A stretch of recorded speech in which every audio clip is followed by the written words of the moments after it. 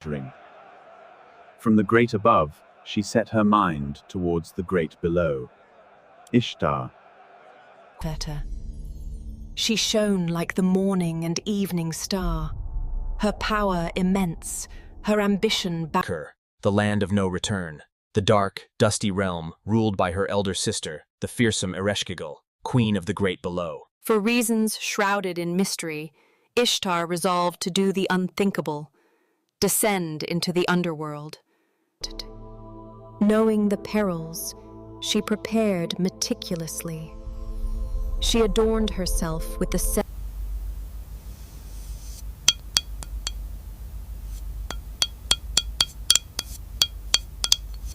Third, a double strand of small lapis beads around her neck.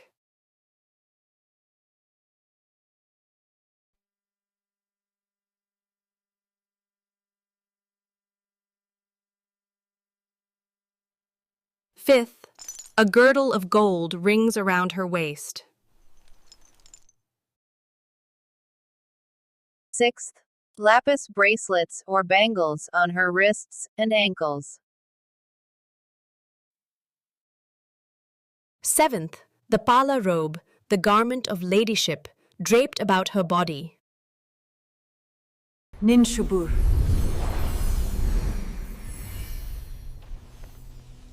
My lady. Wait 3 days. If I do not return after 3 days. Set up a lament for me. Beat the drum before the assembly of the gods. Plead for my life. First, go to the great god Enlil in Nippur. Beg him not to let me perish in Kur. If Enlil refuses, then go to Ur, to the temple of Nanna, the moon. And if Nanna refuses, go then to Eridu, to wise Enki. He will not let me die. Ninshubur bowed, promising to obey every word. Ishtar turned her face towards the great below. And so, Ishtar, Queen of Heaven, began.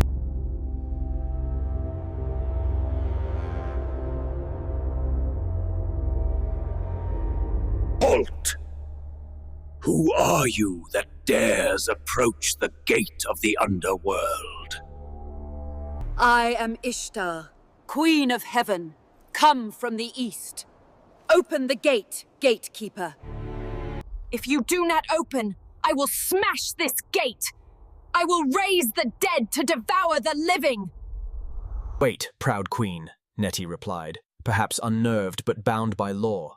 I must announce you to my mistress, Queen Ereshkigal. Neti went into the gloom palace, down echoing corridors, to the throne room of the Queen of the Dead.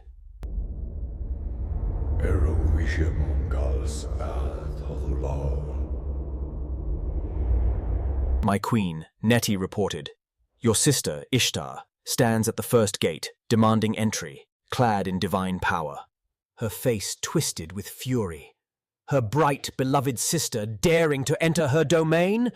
What arrogance! Let her enter, Ereshkigal commanded, her voice cold as the grave. But Neti, enter, Queen of Heaven. But the laws of the great below must be obeyed.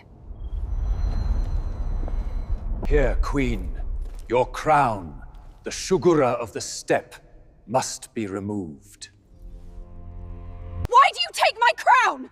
Such are the laws of the mistress of the underworld. Here, your lapis lazuli measuring rod and line must be removed. Again she protested, again she was denied. Stripped of her symbols of order, she passed through. Your double strand of beads must be removed.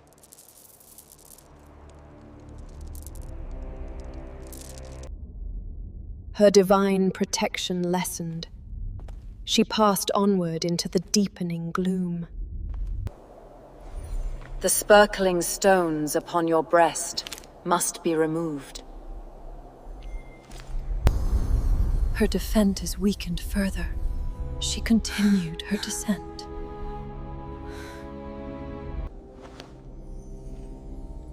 The golden girdle of your birthright must be removed. She passes through, her form becoming less imposing, more vulnerable. The lapis lazuli bangles on your wrists and ankles must be removed. Her divine adornments almost entirely gone. She felt a chill she had never known. Finally, she reached the seventh gate, the last barrier before the throne room of Ereshkigal. Here, Queen Ishtar, the pala garment, your robe of ladyship, must be removed. And so... The seventh gate groaned open, revealing the terrifying throne room of the Queen of the Dead. Ereshkigal sat upon her throne. Stripped bare, vulnerable, Ishtar entered the throne room, facing her sister, the embodiment of death. So, sister, you dare enter my kingdom? She did not wait for an answer. She unleashed her fury. Fix upon her the eye of death. The seven judges fixed their gaze upon Ishtar, the gaze of death itself. Instantly, Ishtar sickened. She died. Ishtar, Queen of Heaven, was dead.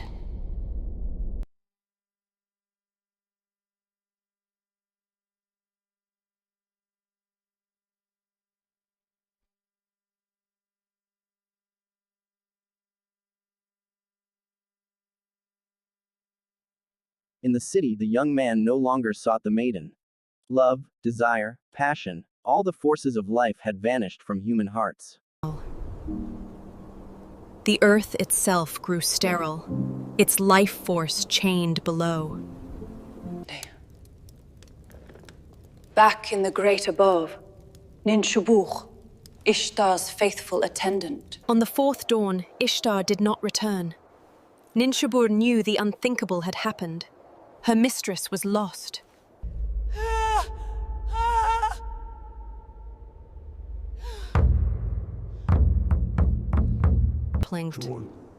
Her grief turned to action. She began her pilgrimage. First, she went to Nippur, to the Father Enlil, do not let your daughter perish in the underworld. Do not let the darkness keep her. But Enlil was wroth.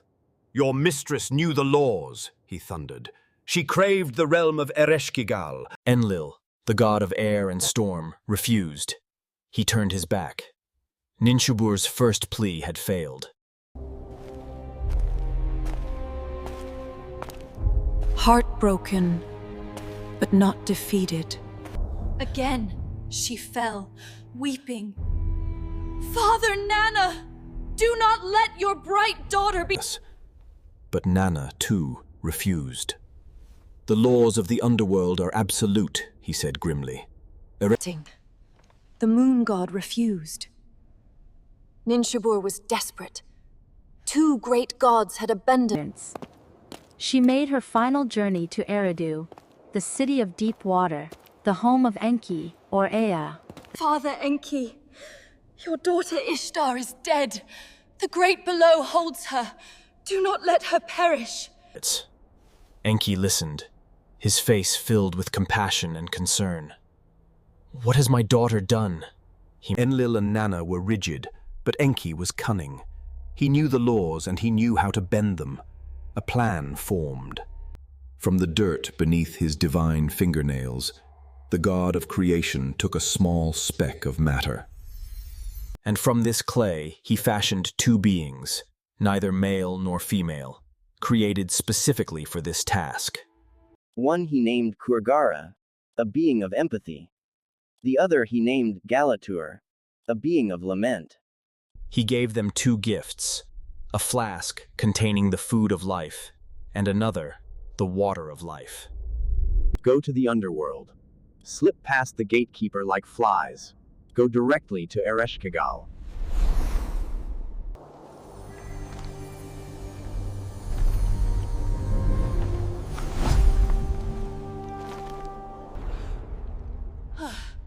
Oh, my inside. Oh, my outside. Oh, your inside. Oh, your outside.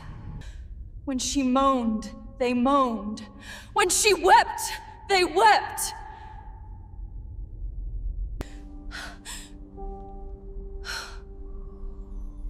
Who are you to weep with me? You have comforted me. I shall grant you a boon. Ask whatever you wish. Shall I give you a river? Shall I give you a field of grain? We want no river, no grain, they replied. We ask only for the corpse hanging on that hook. Ereshkigal's face contorted in rage. She realized instantly. This was Enki's trick. Take it! Take the rotting meat!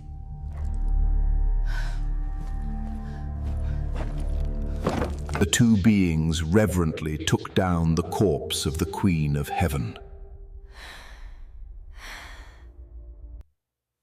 They sprinkled the food of life upon her 60 times. And the water of life 60 times.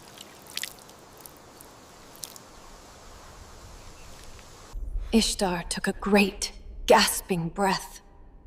She opened her eyes. She was alive. But Ereshkigal laughed, a cold, terrible sound. You live, sister!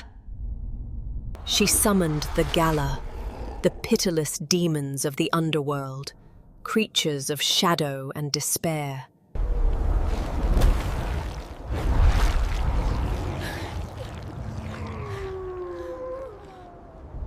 Find someone, anyone, to take your place. Seize them and drag them down here to me!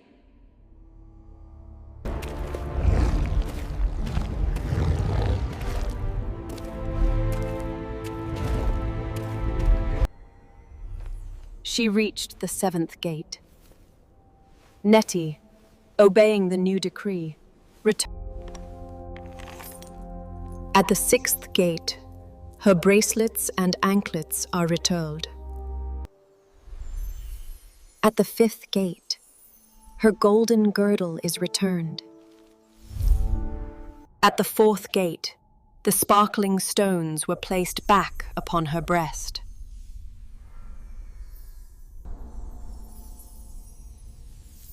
At the 3rd gate, her lapis necklace is returned. At the 2nd gate, her rod and line were placed back in her hands.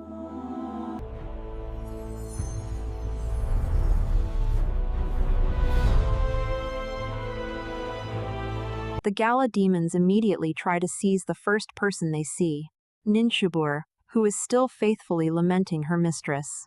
No, not her. She is my loyal servant. She mourned for me. She saved me. She protected Ninshubur. The Gala demons recoiled, but they did not leave. We must have a substitute. Lead us on.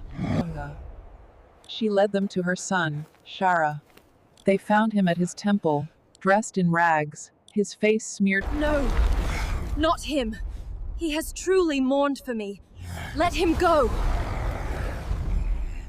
She led them to her 2nd son, Latarak. He too was found in sackcloth and ashes, his grief profound and genuine.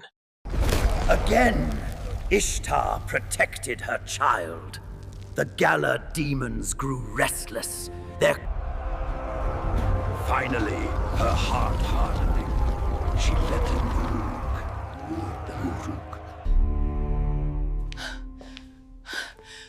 the Dumuzi, how could you? but Dumuzi. Dumuzi sat upon his great throne, dressed in shining robes. Ishtar sees this. She sees that her husband has not mourned her death, but has instead taken her throne. Ishtar's love, her compassion, her very essence, shattered. There, E.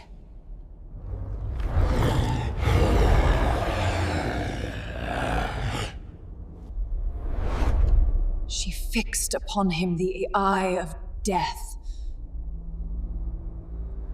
Take him! Take this one, who sat upon my throne and did not mourn me! Drag him down! Take him! He saw the demons, saw the hatred in his wife's eyes. He cried out, pleading, but Ishtar turned her back, as cold as Ereshkigal had been to her.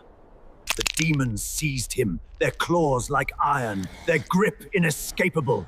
By the laws of Kur, you are ours. Oh, Utu, my brother-in-law, you are a god of justice. Save me from these demons. Change my form. Let me escape this dreadful fate. Utu heard his plea. Pitying the shepherd king, the sun god transformed Dumuzi into a swift gazelle. The demon's claws grasped at empty air. Dumuzi, as a gazelle, bounded away, fleeing for his life. But the Gala demons are relentless, creatures of fate. They pursue the gazelle across the plains. He fled to the only refuge he knew, the home of his beloved sister, Inanna, the goddess of wine. He is not here. You should look elsewhere.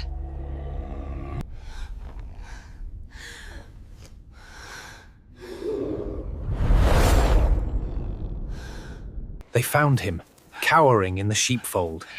His escape had failed. The demons seized him again, their grip final. They began the long, brutal... They dragged him down, past the 7 gates, into the presence of the grim Queen Ereshkigal. Was delivered. Ishtar was free.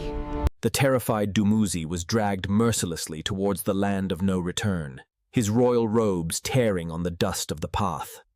Ishtar, Queen of Heaven, watched him go, her heart frozen by betrayal, her vengeance exacted. The demons hauled the shepherd king down, past the 7 gates. Ereshkigal looked upon the terrified god. And so Dumuzi, the bright shepherd king, was bowed in the land of dust and darkness.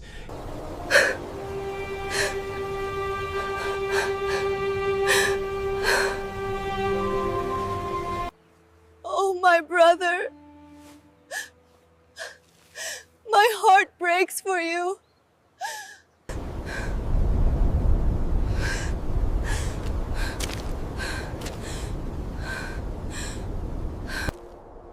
Her search led her to Ishtar. The Queen of Heaven, now free, saw in My lady Ishtar, where is he? Where have they taken my brother, my beloved Dumuzi? Ishtar's cold heart is finally moved, not by Dumuzi, but by the purity of Inanna's selfless love for her brother. You truly are loyal to him.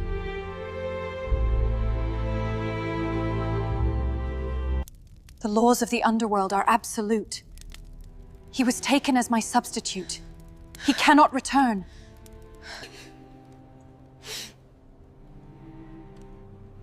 I will take his place. Then let me go in his place. Take me. Let my brother return to the light. Ishtar was stunned. Ereshkigal herself, perhaps witnessing this, was moved. Such selfless love, this was unheard of. This pure act of devotion, unlike Dumuzi's selfish betrayal, satisfied the grim heart. A new decree was made. A compromise.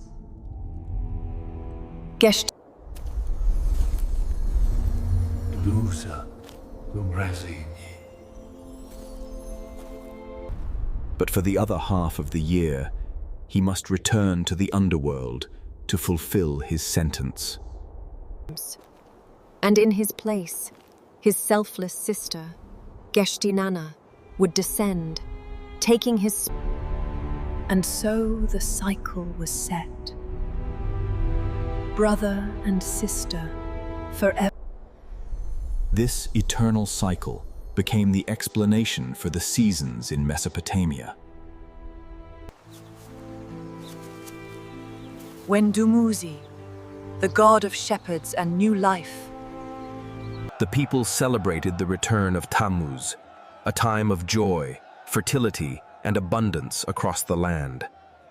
But when the time comes for Dumuzi to descend, the world changes. The world mourned. Ishtar's grief returned. And so, the people exacted great rituals of lamentation, weeping for the death of Tammuz. The myth reinforced the cycle of life, death, and rebirth, tied directly to the agricultural seasons of drought and fertility.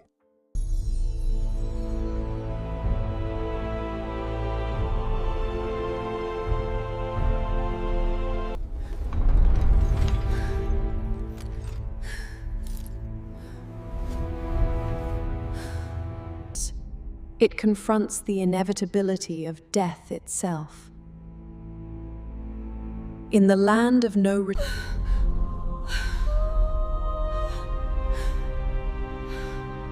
I know your pain.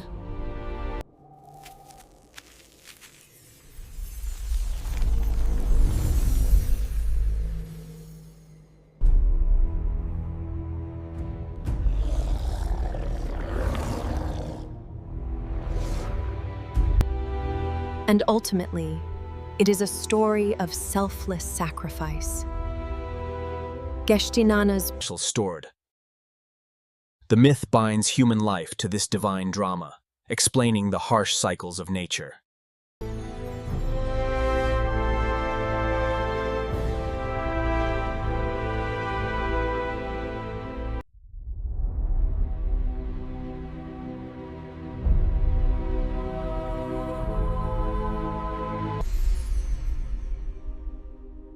Thank you for descending into the Mesopotamian underworld with us.